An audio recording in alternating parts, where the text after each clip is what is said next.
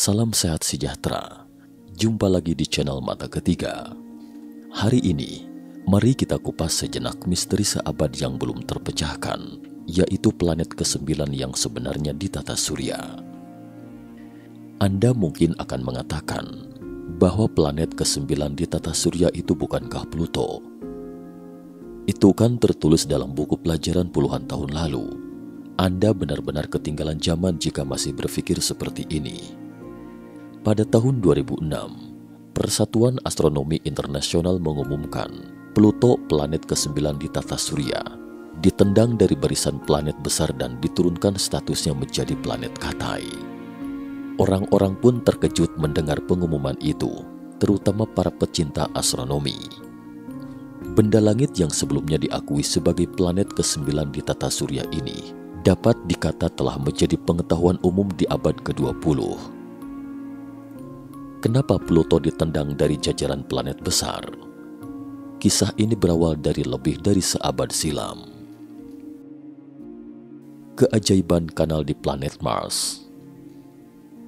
Pada abad ke-19, ada seorang jutawan Amerika Serikat bernama Percival Lawrence Lowell. Lowell tidak hanya berlian dalam bisnis, tetapi juga memiliki rasa ingin tahu yang kuat dan energik dalam eksplorasi. Ia adalah seorang pebisnis sekaligus juga seorang akademikus, dan fellow di Akademi Seni dan Ilmu Amerika, adalah seorang ilmuwan jenius. Suatu hari seusai membaca buku berjudul Mars karya astronom Prancis, buku ini berbicara tentang kanal dan jaringan irigasi yang membentang ke segala arah di Mars. Pemikiran liar ini seakan membuat pecah jaringan saraf Lowell. Dia pun segera memutuskan meninggalkan segalanya untuk meneliti di planet Mars. Bukankah cerita ini terdengar familiar? Sang raksasa bisnis plus otak yang encer bahkan terkait erat dengan Mars. Siapa sosok orang yang dimaksud ini? Percival Lowell melakukan beberapa pengamatan yang sangat signifikan terhadap planet-planet. Dalam kontribusinya, dia yang gigih meneliti tentang keberadaan planet X di luar orbit Neptunus. Meskipun pencariannya itu tidak membuahkan hasil, namun observatorium yang didirikannya untuk mempelajari Mars berhasil memotret planet Pluto. Ini menjadi objek yang ditemukannya secara tidak sengaja di dekat tempat yang telah ia prediksi sebelumnya. Dalam penelitian Lowell, Mars menjadi salah satu planet yang membuatnya terpesona. Ia mengambil kesimpulan dan yakin bahwa planet merah tersebut memiliki makhluk-makhluk cerdas karena ia pernah melihat sebuah labirin yang terbentuk dari struktur kanal di permukaan Mars melalui teleskopnya. Ahli astronomi tersebut berteori bahwa peradaban Mars yang sangat maju telah membangun kanal untuk membawa air di planet kering tersebut. Tapi kisah ini terjadi pada abad ke-19, dan siapa tahu Lowell adalah Elon Musk dalam kehidupan sebelumnya. Elon Musk telah mewujudkan harapan terakhirnya yang tidak terpenuhi dalam kehidupan sekarang. Di era Lowell itu, belum ada teori roket, tetapi dia adalah seorang aktivis seperti Elon Musk. Lowell segera membangun sebuah observatorium astronomi di puncak gunung di Flagstaff, Arizona, dan menamakannya Observatorium Lowell. Sejak saat itu, Lowell menutup telinga terhadap dunia luar dan sepenuhnya fokus pada observatorium. Setelah beberapa tahun mengamati Mars di observatorium, Lowell memetakan jaringan kanal di Mars dan menerbitkan buku berjudul Mars. Saat itu, teka-teki astronomi seabad pun menarik perhatian Lowell. Mencari planet X. Pada awal abad ke-19, astronom menemukan orbit Uranus yang tidak normal. Diperkirakan mungkin ada sebuah planet di dekat Uranus. Gaya gravitasinya mempengaruhi orbit Uranus. Kemudian astronom menjajaki lebih lanjut dan menemukan Neptunus.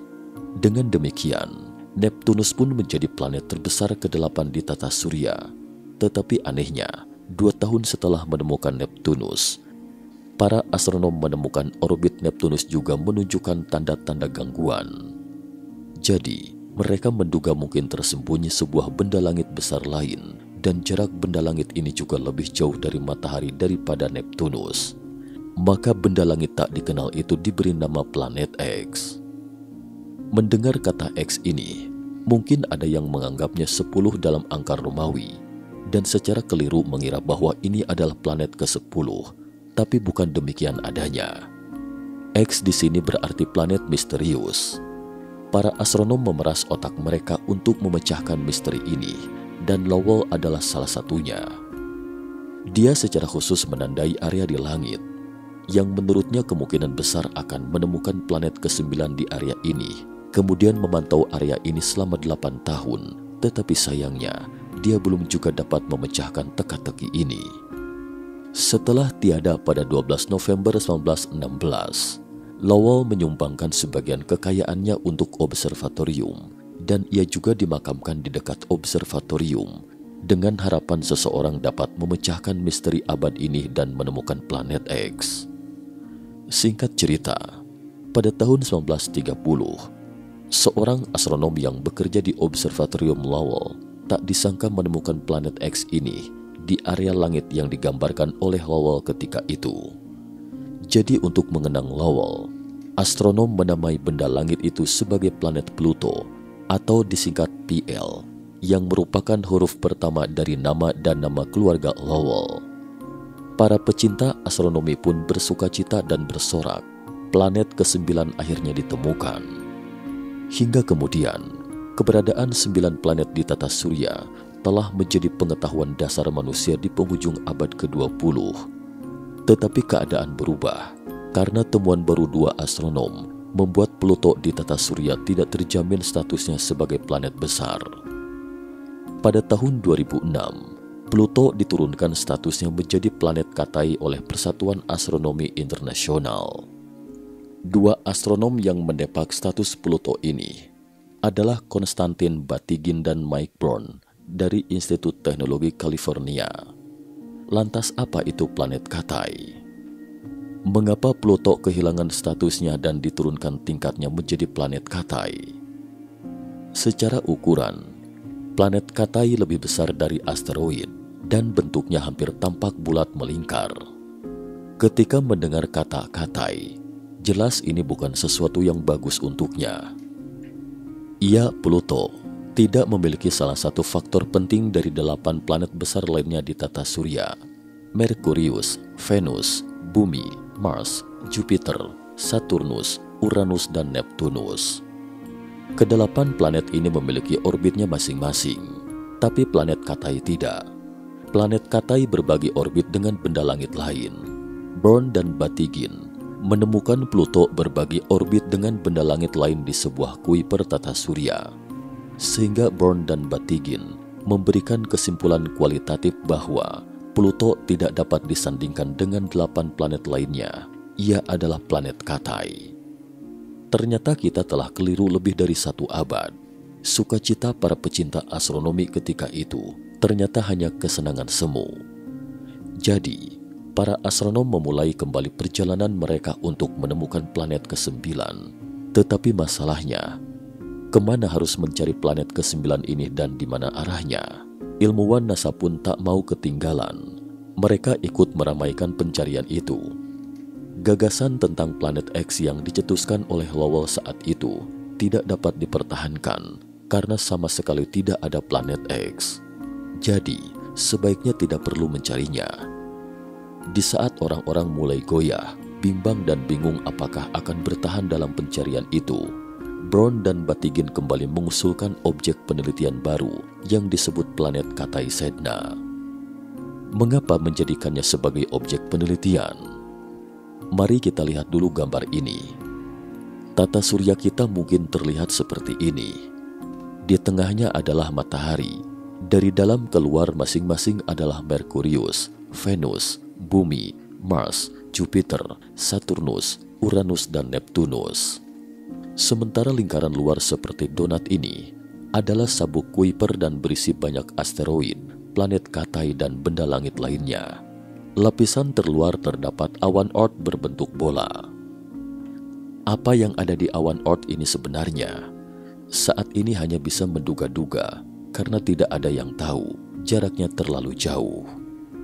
Penyelidikan tata surya pertama Voyager 1 yang diluncurkan oleh manusia pada tahun 1977 itu harus menunggu 300 tahun lagi untuk mencapai awan Oort dan dibutuhkan 30.000 tahun untuk melintasi awan Oort. Saking jauhnya, ibarat hidangan di meja pun sudah terlanjur dingin hanya menanti perjalanannya sampai tiba di awan Oort. Planet Cathay Sedna yang diusulkan Brown dan Batygin terletak di sabuk Kuiper. Dipilih Sedna ini karena ia memiliki keunikan tersendiri, yaitu orbitnya sangat panjang, yaitu sekitar 11.390 tahun untuk mengelilingi matahari sekali. Karena orbitnya sangat panjang dan berbentuk elips pipih, sehingga perihelion planet Cathay Sedna 2 kali lebih jauh dari Neptunus. Dan ketika mengorbit ke aphelion, itu artinya sudah dekat dengan awan Oort.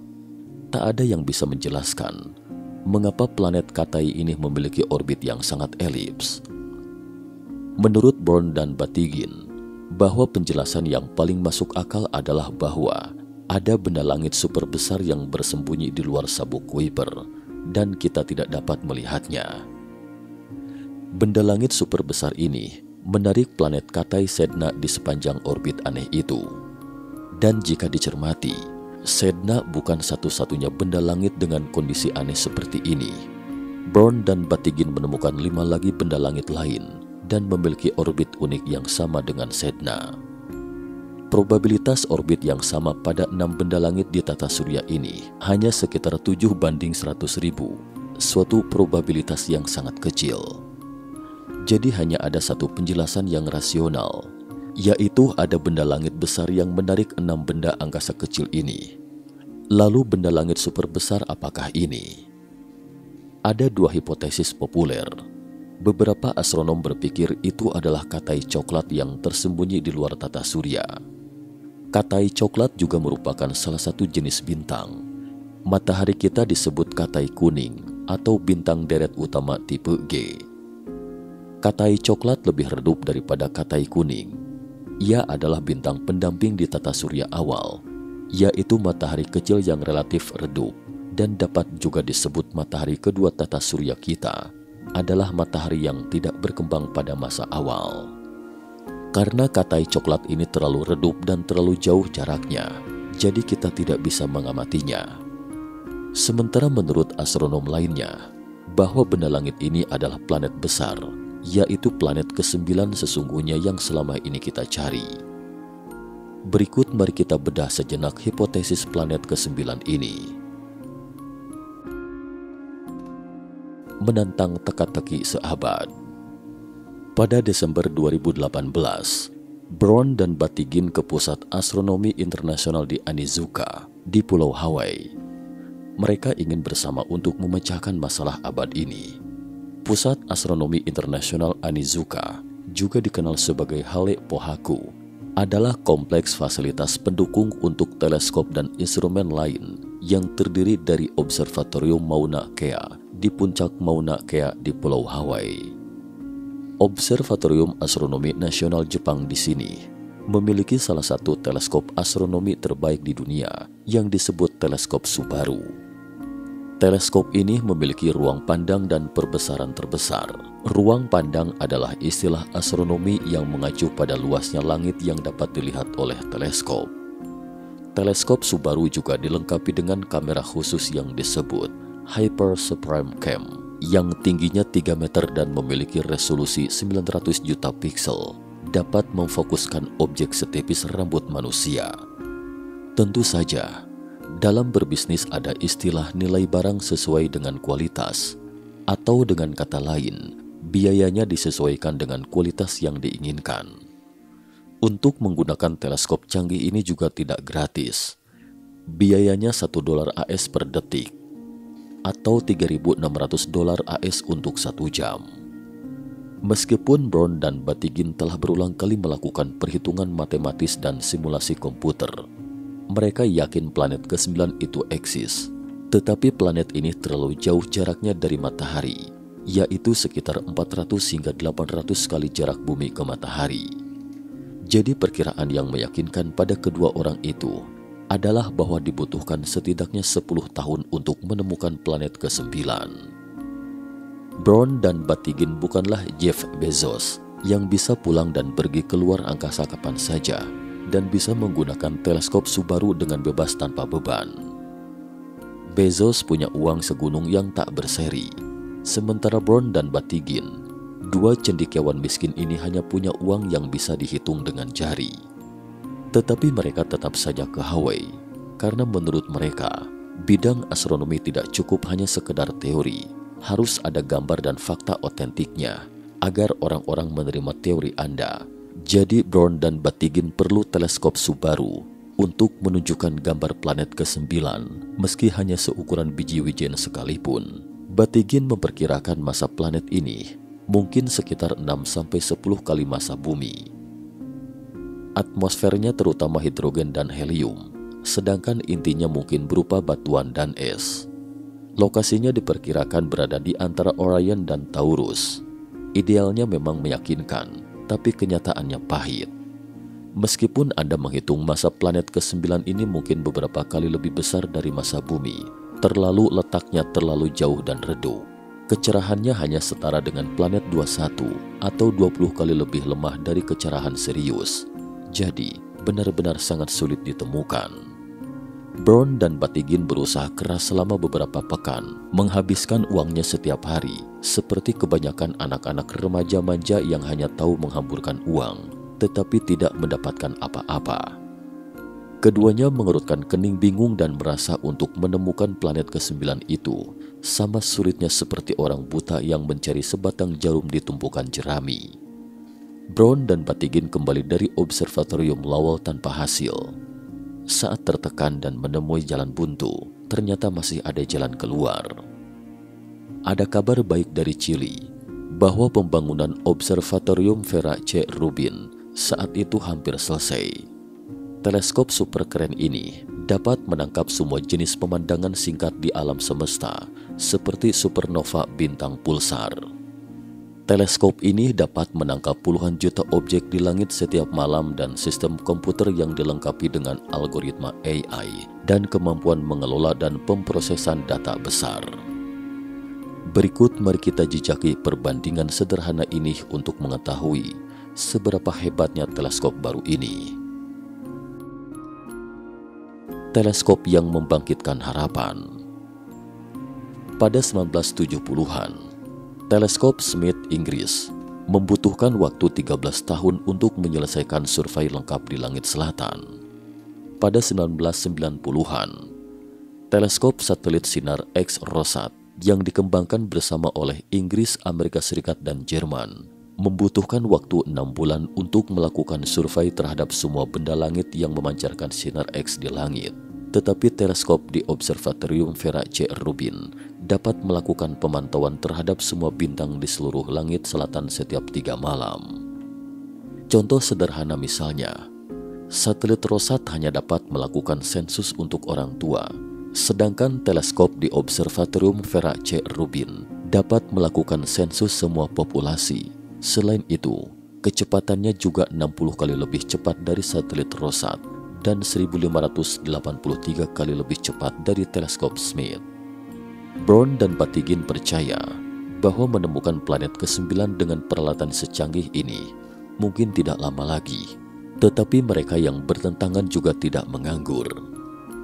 Menurut beberapa astronom, bahwa Brown dan Batygin sudah salah sejak awal, yang menyebabkan keganjilan orbit planet Katai, Sedna, dan 5 benda langit lainnya itu karena sumber gravitasi atau penarik besar, yaitu gerakan aliran masif yang disebabkan oleh konsentrasi galaksi dan tarikan gravitasi yang mengubah arah dan kecepatan galaksi. Adapun apa sumber gravitasi ini, ada kemungkinan bahwa itu bukan planet ke-9 atau Katai coklat atau matahari kedua. Tidak tertutup kemungkinan disebabkan oleh materi gelap atau faktor lain yang tidak diketahui. Jadi jika itu masalahnya, maka Anda akan dapat menemukan planet ke-9. Tetapi mencari tahu prinsip kerja materi gelap bahkan jauh lebih sulit daripada menemukan planet ke-9. Jadi sebagian besar astronom masih cenderung beranggapan bahwa planet ke-9 yang sebenarnya ini mungkin memang eksis, tetapi membutuhkan waktu untuk mengungkap tabir misterinya. Sekian dan terima kasih atas perhatiannya.